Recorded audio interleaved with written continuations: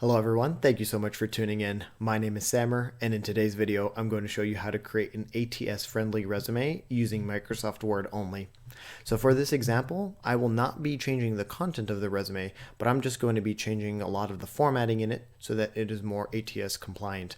As we already know, whenever you submit a resume online, it goes through a system before it gets to someone. So you want to make sure that that system is catching all the text it possibly can without having a template getting in the way of the text not being parsed properly. So without further ado, let's just jump into it. I'd like to first take a quick look at the resume over here. Now this resume may look appealing to the eye, but it's not very appealing to the ATS system. It has image, it has icons, it has a graph in here. This whole resume is actually within a table, as you can see over here. And with an ATS system, it doesn't necessarily like that. So the best way we want to start off with this is to just start from a blank Word doc. So that's what I'm going to go ahead and do, is I'm going to start from a blank Word document. Now the only downside to this is that you're kind of starting over, but the good news is that you have a template that you can use for all your future adjustments to your resume. You can just continue adding onto it. And the good news is that you have that flexibility, given that you're starting from a blank doc, to adjust the resume whichever way you want without being confined to the rules set by a template. Okay, the first thing I like to do is just to press Control A on my keyboard to select the entire document. And then I want to go into the Design tab, click on Paragraph Spacing and removing all the spacing. I think that's a really good habit that I found in creating resumes, so I'll go ahead and do that. I want to put these side by side just to make sure that we can edit this nice and smooth. Okay, first things first, I like to put the contact information at the top. I'm not a very big fan of having a two-column format, so I'm going to use a top to down format for this one. So let's go ahead and center the text, and let's go ahead and include the name. And then let's go ahead and include all the contact information. Now for this case, let's just assume that this person is living in Dallas, Texas. So I'm just going to say Dallas, Texas. And this is, you only need to put the city and state. You don't have to actually put your physical address in there. Then let's go ahead and put in the phone number, a separator key. Let's put in the email, copy that and paste it as the text. And then we're going to go ahead and add in the LinkedIn URL. Of course, if you have a LinkedIn URL, it's a big bonus to have it on your resume. Okay, so now that we have that in there, let's go ahead and enlarge our name. So I think we can enlarge it and bold it, and that should be fine. So let's go ahead and move on to the next section, which would be the profile section. So we're going to go ahead and create a quick heading here, all in caps, profile, and we are going to copy paste the profile in the profile section. Okay, that's good. Now let's go ahead and look at what else we can post. So I'm just going to go with the education section over here, and I'm going to post the education section. So I'm just going to go ahead and take the education, and I'm going to type in an education section, and then I'm going to just paste it as text formatting. I'm going to use a title case format. So this is a capitalize each word, but then I'm going to lowercase the O, lowercase the I, and change this into an ampersand, and then do the same thing over here. And then also for the state, since we're using an acronym at the top, it's important to maintain that same formatting, so I'll go ahead and do that. I'll also go ahead and include the date. Now this person has included a range of when they started and when they finished. Now typically speaking, I know I said I wouldn't edit the content in here, but typically speaking, you only want to include the month and year of when you graduated, because that's what matters. So let's just assume that this person graduated in May 2013, so I'll just say May 2013. Okay, let's go ahead and continue on with the skills section. So we have the skills. Now the problem here with the skills, of course, is that it is in a chart, and that can be a big problem when the ATS is trying to parse this resume. So we're just going to go ahead and have to type in these skills. So we're just going to say communication, sales strategy, social media marketing, gathering and interpreting data, webmaster tools, Google Analytics, and Adobe Creative Suite. Now, of course, with listing the text and listing the skills in this way, it leaves you with a lot of space in here that is not utilized. Now, what you can do is you can actually separate these into columns. And the good news is you don't have to do that with a table. All you would need to do is just highlight your text, go into the layout, go into the column section, and you can specify how many columns you want to include. Now that is not necessarily working for whatever reason. So let's just go ahead and highlight that again. And let me see if that's going to work. So let's just see that column, 2 columns. Okay, so sometimes it may not work. You just have to give it another go. And then you can actually, if you want to put a bullet point in there, you can totally do that. So this can help save the space on your resume. So that's another option that you could use. So let's just go ahead and move on to the next section. So the next section is our work experience. So we're going to go ahead and include our work experience. And there's 2 jobs listed in here. One of the things here is that this person has it listed in paragraph format. Now I do suggest a bullet point format. It's much easier to read bullet points and you can have an idea on each point. And then also, you know, people that are looking at your resume, they may not be looking at it for too long. So you want to make sure you're capturing all their attention as much as you can. So I'm going to go ahead and include this person's experience. So I'm just going to go ahead and just copy paste this text right here. And let's add it. Then let's go ahead and use a title case. Change that to MA. And then we want to add the dates, of course. So in this case, we can add a start date as listed. And this person is currently working there. Then we're going to go ahead and add the experience. So we're just going to copy the paragraph and we're going to paste it. And then what we're going to do is we are going to change this into a bullet point format. The way to do it is go to paragraph, click on the bullet point, and then we want to find the points. We want to find breaks where we can separate it into points. So I think this right here, we can separate it over here. And then we can separate this over here as well. Cool. Awesome. So now we have 3 different points. Of course, this is not really an analysis of the content of the resume. We're just focusing on the formatting here. So let's go ahead and add our second experience over here. Paste it. And then we want to go ahead and highlight our text over here and include it as a title case. Just change that to that.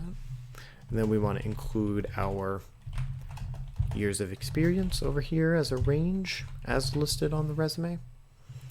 And then we want to include the experience section over here. So we're just going to highlight that, copy it, and we're going to paste it. And of course, we want to fix the indentation on here with the bullet point. So add the bullet point. And then we want to go ahead and split these into further bullet points. Then it can be split over here. And then we can split over here. Okay, so now we have the bullet points. Everything seems cool. Now this seems just a little bit too plain, and we're going to talk about how we can add some extra formatting touches that will make it look appealing to the eye as well. Okay, so first things first, let's go ahead and bold all of our headers. So I'm going to hold down the Control key as I'm selecting all the headers. So we can bold those just to create a differentiation. Another way to separate the sections is to add a border. And the way to do that is we go into the paragraph and we add a border over here. Now you can actually adjust the shading of the border by clicking on the drop down, clicking on borders and shading, and then you can actually adjust the border to your liking. Now in this case, I do like the 1.5, so I'll just keep it at 1.5. But then for the other ones, you just click on the heading, go to paragraph, add the border, then go ahead and add the border for this one, and there you go, it's been added.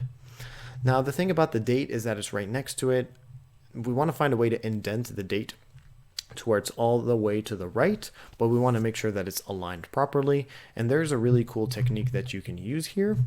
So we're going to go ahead, in order to do this, we're going to click on the View tab, and you will want to click on the Show, and you want to make sure that the ruler is checked.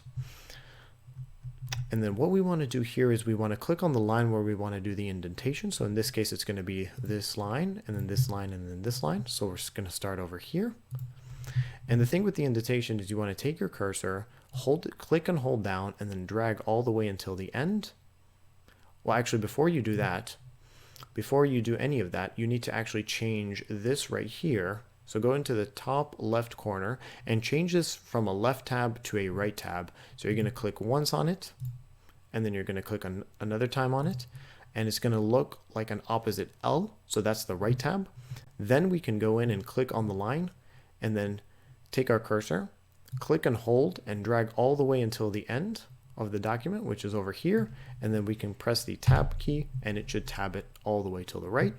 And we're going to apply the same thing to this over here. So we're going to place our cursor right before the date range, click and hold, drag all the way until the end like that, tab it, and it should be tabbed and aligned properly. And then we do it for the last bit of experience.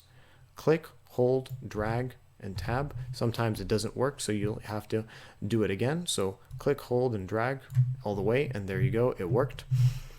Okay, so this looks pretty cool. What else we can do is we can go ahead and we can just highlight all of these and we can bold them as well. So let's go ahead and do that. Then we can take our locations and then we can maybe italicize them like that. Okay. Then maybe we can go ahead and take our text and increase the font size maybe to something like a font size of 12. So I'm just going to highlight this content over here. And let's go ahead and increase that to a font size of 12. And let's go ahead and for this one over here, we're going to also increase this to a font size of 12 while this is remaining at a font size of 16. Okay, now of course this overflows to the other page, so you can obviously adjust the font to your size, or alternatively what you could do is you can go into the layout tab and adjust the margins. So in this case you could use a half margins all around. Now of course with this one it will mess up with your formatting over here, so you will have to make some adjustments of course to this. So you will have to go ahead and you may have to like go ahead and repeat over here. It can be a little annoying of course to just have to do the indentations over here. Let's go ahead and yep, there we go. We had to fix it, so you'll have to go into the margins. So it kind of creates a split for you, but if you just click on the margins and click on the half margins on that part, then it should adjust properly. But these are not indented properly. All you need to do is just drag on where your cursor is at the top of the ruler and drag it all the way till the end. And same thing with over here, drag it all the way till the end. And then over here as well, you want to drag it all the way until the end. And there you go, you have it formatted properly. And then what we could do is maybe we can also change the font. So we can go into the home, click on the font, and you can change it to whatever you want. Maybe we can use a Times New Roman. I've seen it being used a lot in resumes. Oh, we also forgot to add a border for the skills, so we can separate that section as well. And yeah, there we go. So we have this over here. Maybe let's see if we can actually indent the columns over here to something that is useful. So maybe let's change the left into maybe like a 2. Well, actually, no, we're going to need a lot more indentation than that. So maybe let's just bring it down, I think, to a 0 right here. Or just actually, let's do it. Let's see if we can add it a bit more just so that it's aligned with these bullet points over here.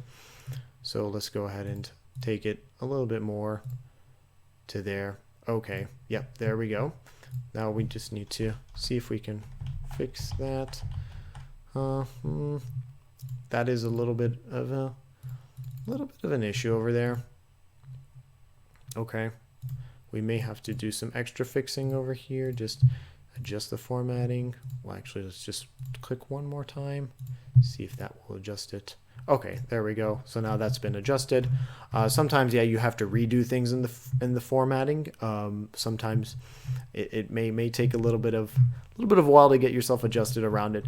But there, look at the difference between this, and then look at the difference between this. Now, of course, this one looks a lot more appealing to the eye. It's colorful. It has images. It has shapes.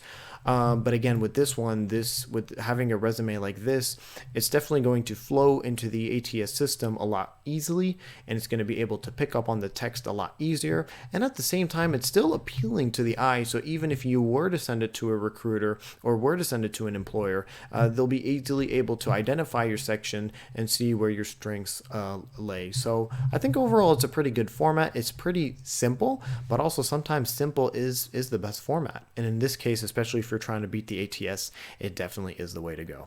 So anyway, that brings me to the end of the video. I hope you've learned some new tips and tricks in formatting in Word. I hope this was helpful. If you have any questions, please leave any comments, or any suggestions you have, please leave any comments. Thank you so much for watching, and we'll see you in the next video.